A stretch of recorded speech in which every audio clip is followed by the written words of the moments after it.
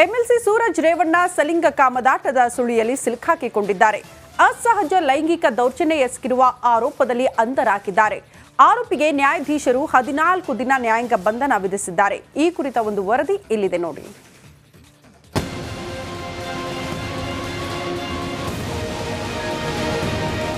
ಸುಳಿ ಸಲಿಂಗ ಕಾಮದ ಸುಳಿ. ಎಂಎಲ್ಸಿ ಸೂರಜ್ ರೇವಣ್ಣ ಸಲಿಂಗ ಕಾಮದ ಸುಳಿಯಲ್ಲಿ ಸಿಲುಕಿಕೊಂಡಿದ್ದಾರೆ.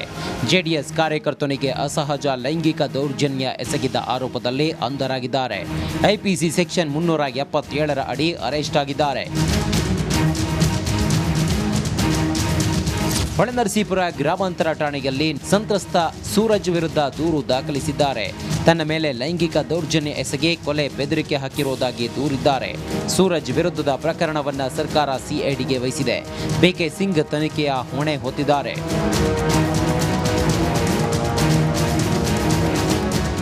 ಇದೇ ದೂರಿನ ಆಧಾರದಲ್ಲಿ ಸೂರಜ್ ರೇವಣ್ಣರನ್ನ ಪೊಲೀಸರು ವಶಕ್ಕೆ ಪಡೆದುಕೊಂಡ್ರು. ಮೊದಲಿಗೆ ಹಾಸನ ಸೆನ್ ಠಾಣೆಗೆ ಕರೆತಂದು ವಿಚಾರಣೆಗೆ ಒಳಪಡಿಸಿದ್ರು. ಬೆಳಗಿನ ಜಾವ ಅಧಿಕೃತವಾಗಿ ಅರೆಸ್ಟ್ ಮಾಡಿ ಹಾಸನ ಹಿಮ್ಸ್ ಆಸ್ಪತ್ರೆಯಲ್ಲಿ ವೈದ್ಯಕೀಯ ಪರೀಕ್ಷೆ ನಡೆಸಿದ್ರು. ಮಧ್ಯಾಹ್ನದ ಬಳಿಕ ಸೂರಜ್ ರೇವಣ್ಣರನ್ನ ನ್ಯಾಯಾಧೀಶರ ಮುಂದೆ ಹಾಜರುಪಡಿಸಲು ಬೆಂಗಳೂರಿಗೂ ಕರೆತಂದ್ರು. ಈ ನೆಲದ ಕಾನೂನು ನಾನು ಏನು ನನ್ನ ಮೇಲೆ ಆಪಾದನೆ ಇದೆ, ಅದ್ರ ಬಗ್ಗೆ ಯಾವ ಆಪಾದನೆ ಇದೆಯೋ ಆ ಆಪಾದನೆ ಬಗ್ಗೆ ಅವರೇ ಯಾವ ರೀತಿ ತನಿಖೆ ಮಾಡಬೇಕು, ನೀವು ನಾನು ಈ ನೆಲದ ಕಾನೂನಿಗೆ ನಾನು ಬೆಲೆ ಕೊಡಬೇಕು ಅಂತೇಳಿ ಬಂದಾಗ ಅವರನ್ನು ಕಸ್ಟಡಿಗೆ ತೊಗೊಂಡಿದ್ದಾರೆ. ಕಸ್ಟಡಿಲಿದ್ದಾಗ ನಾವು ಅವರನ್ನು ನೋಡಲಿಕ್ಕೆ ಬರಲ್ಲ. ನಾವು ಕೇಳಿದ್ವಿ ಯಾತ ಕಾರಣಕ್ಕೋಸ್ಕರ ಏನು ಅಂತ ಪೊಲೀಸವ್ರು ಕೇಳಿದ್ವಿ.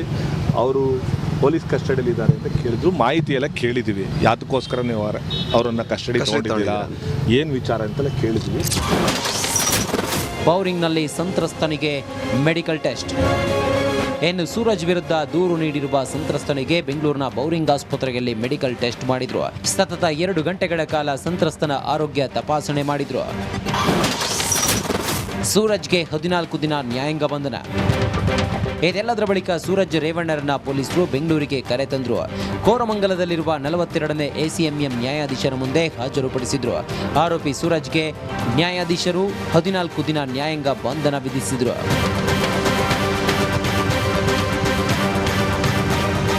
ಸೂರಜ್ನನ್ನ ಸಿಐಡಿ ಅಧಿಕಾರಿಗಳು ಕಸ್ಟಡಿಗೆ ಪಡೆದುಕೊಳ್ಳಲಿದ್ದಾರೆ. ತನಿಖೆ ಬಳಿಕವಷ್ಟೇ ಸತ್ಯ ಯಾವುದು ಸುಳ್ಳು ಯಾವುದು ಅನ್ನೋದು ಹೊರಬೀಳಲಿದೆ. ಕ್ಯಾಮರಾ ಪರ್ಸನ್ ರಾಕೇಶ್ ಜೊತೆ ಕುಶ್ವಂತ್, ರಿಪಬ್ಲಿಕ್ ಕನ್ನಡ, ಹಾಸನ. ಸೂರಜ್ ರೇವಣ್ಣ ವಿರುದ್ಧ ಕೇಸ್ಗೆ ಅತಿ ದೊಡ್ಡ ಟ್ವಿಸ್ಟ್ ಸಿಕ್ಕಿದೆ.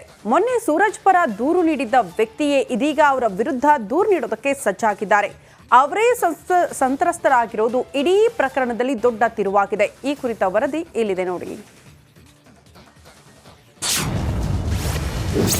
ಮೊನ್ನೆ ಸೂರಜ್ ಪರ ದೂರುದಾರ, ಈಗ ಆ ದೂರುದಾರನೇ ಸಂತ್ರಸ್ತ. ರಿಪಬ್ಲಿಕ್ ಕನ್ನಡದಲ್ಲಿ ಸಂತ್ರಸ್ತ ಎಕ್ಸ್ಕ್ಲೂಸಿವ್. ಸೂರಜ್ ರೇವಣ್ಣ ಜೆಡಿಎಸ್ನ ಎಂಎಲ್ಸಿ. ಇದೀಗ ಅಸಹಜ ಲೈಂಗಿಕ ದೌರ್ಜನ್ಯ ಪ್ರಕರಣ ಅರೆಸ್ಟ್ ಆಗುತ್ತಿದ್ದಂತೆ ಕೇಸ್ಗೆ ಟ್ವಿಸ್ಟ್ ಮೇಲೆ ಟ್ವಿಸ್ಟ್ ಪಡೆದುಕೊಳ್ಳುತ್ತಿದೆ. ರಿಪಬ್ಲಿಕ್ ಕನ್ನಡದಲ್ಲಿ ಸೂರಜ್ ಪರ ದೂರು ನೀಡಿದ್ದವರ ಮೇಲೂ ಅತ್ಯಾಚಾರ ನಡೆಸಿರುವ ಸ್ಫೋಟಕ ವಿಚಾರ ಬಯಲಾಗಿದೆ. ಸೂರಜ್ ಪರ ದೂರು ನೀಡಿದ್ದ ವ್ಯಕ್ತಿ ತಮ್ಮ ಹೇಳಿಕೆಯನ್ನ ಬದಲಿಸಿದ್ದಾರೆ. ಕೊರೋನಾ ಟೈಮ್ನಲ್ಲಿ ನನ್ನ ಮೇಲೆ ಅತ್ಯಾಚಾರ. ಸರ್, ಈಗ ಈ ಹಿಂದೆ ತಾವೇ ಸೂರಜ್ ಪರವಾಗಿ ಕಂಪ್ಲೇಂಟ್ ಕೊಟ್ಟಿದ್ದೀರಾ. ಇದೀಗ ನೀವು ಸಹ ಒಂದು ಆರೋಪ ಮಾಡ್ತಾರೆ, ನಿಮ್ಮ ಮೇಲೆ ಒಂದು ಅತ್ಯಾಚಾರ ಆರೋಪ ಮಾಡಿದ್ದಾರೆ ಕೊರೋನಾ ಟೈಮಲ್ಲಿ ಹಾಗಂತ. ಏನು ಸರ್ ವಿಷಯ ಅಂತ? ಹೌದು, ನಿಜ. ಅದು ಕೊರೋನಾ ಟೈಮಲ್ಲಿ ನನ್ನ ಮೇಲೆ ಅತ್ಯಾಚಾರ ಏನು ನಿಜ. ಓಕೆ. ಅಲ್ಲ, ನೀವು ಪರವಾಗಿ ದೂರು ನೀಡಿದ್ರಿ, ಸೂರಜ್ ರೇವಣ್ಣ ಪರವಾಗಿ ದೂರು ದಾಖಲೆ ಮಾಡಿದ್ರಿ ಆ ಸಂತ್ರಸ್ತ ವಿರುದ್ಧವಾಗಿ. ಇದೀಗ ಈ ಒಂದು ಆರೋಪ ಮಾಡ್ತಿದ್ದಾರೆ ಅಂತ. ಅವರ ಹಿಡಿತದಲ್ಲಿದ್ದೆ, ವಿಧಿ ಇರಲಿಲ್ಲ, ನನ್ನ ಸೇಫ್ಟಿಗೋಸ್ಕರ ದೂರು ಮಾಡಿದೆ. ಸೊ ಎಷ್ಟು ಕೊರೋನಾ ಟೈಮಲ್ಲಿ ಎಷ್ಟು ಜನ ಮೇಲೆ ಅತ್ಯಾಚಾರ ಆಗಿದೆ ಅಂತ ಅದೆಲ್ಲ ಐಡಿಯಾ ಇಲ್ಲ ಬ್ರದರ್. ನಮ್ಮ ಮೇಲೆ ಆಗಿದ್ದು ನಿಜ, ಬಟ್ ತುಂಬ ಸಂತ್ರಸ್ತ ಹೇಳ್ಕೊಂಡಿರೋದು ನಿಜ. ಪ್ರಭಾವ ಬಳಸಿಕೊಂಡು ಹಲವರ ಮೇಲೆ ದೌರ್ಜನ್ಯ. ಈಗ ನೀವು ಇದ್ರ ಬಗ್ಗೆ ದೂರು ನೀಡ್ತಾರೆ ಏನಾದರೂ? ಖಂಡಿತ ನೀಡ್ತೀನಿ. ಓಕೆ. ಯಾವತ್ತು ದೂರು ನೀಡ್ತಾರೆ? ಈಗ ಒಬ್ಬರು ಸಂತ್ರಸ್ತ ದೂರು ನೀಡಿದ್ದಾರೆ, ಇವತ್ತು ನಾಳೆ ದೂರು ನೀಡ್ತೀನಿ. ಓಕೆ. ಮತ್ತು ಅಲ್ಲಿ ಏನಾಯ್ತು ಸರ್ ಕೊರೋನಾ ಟೈಮಲ್ಲಿ? ಆ ಟೈಮಲ್ಲಿ ಏನಾಯಿತು ಅಂತ? ಹೀಗೆ ಮಾಮೂಲಿ ಮೆಸೇಜ್ ಮಾಡಿದರು, ಒಬ್ಬನೇ ಬಾ ಅಂತ ಕರೆದ್ರು, ವಿಚಾರ ಬಟ್ ಮಾಡಿದರು. ಹೋದ್ಮೇಲೆ ಲಾಕ್ ಮಾಡಿದರು, ಅಪ್ರೋಚ್ ಮಾಡಿದರು, ವಿಧಿ ಇರಲಿಲ್ಲ, ಭಯದ ವಾತಾವರಣ ಸೃಷ್ಟಿ ಮಾಡಿದರು, ಕೃತ್ಯ ನಡೀತು. ಇದರಲ್ಲಿ ರಾಜಕೀಯ ಷಡ್ಯಂತ್ರವಿಲ್ಲ, ಈ ಎಲ್ಲ ಬಯಲಾಗಲಿ. ಯಾವುದೇ ರಾಜಕೀಯ ಷಡ್ಯಂತ್ರನೂ ಇಲ್ಲ, ಏನೂ ಇಲ್ಲ. ನಮ್ಮ ಮನನೊಂದು ಇರೋ ಸತ್ಯವನ್ನು ಜನತೆ ಗೊತ್ತಾಗಲಿ ಅಂತ ನಾವೇ ಮಾಡ್ತಿರೋದು. ಓಕೆ.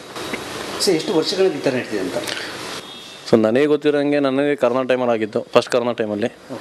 ಬಟ್ ತುಂಬ ವರ್ಷಗಳಿಂದ ನಡೆದಿದ್ದ ರೂಮರ್ಸ್ ಇದೆ. ನನ್ನ ಹತ್ರನೂ ತುಂಬ ಜನ ಡಿಸ್ಕಷನ್ ಮಾಡಿದ್ದಾರೆ.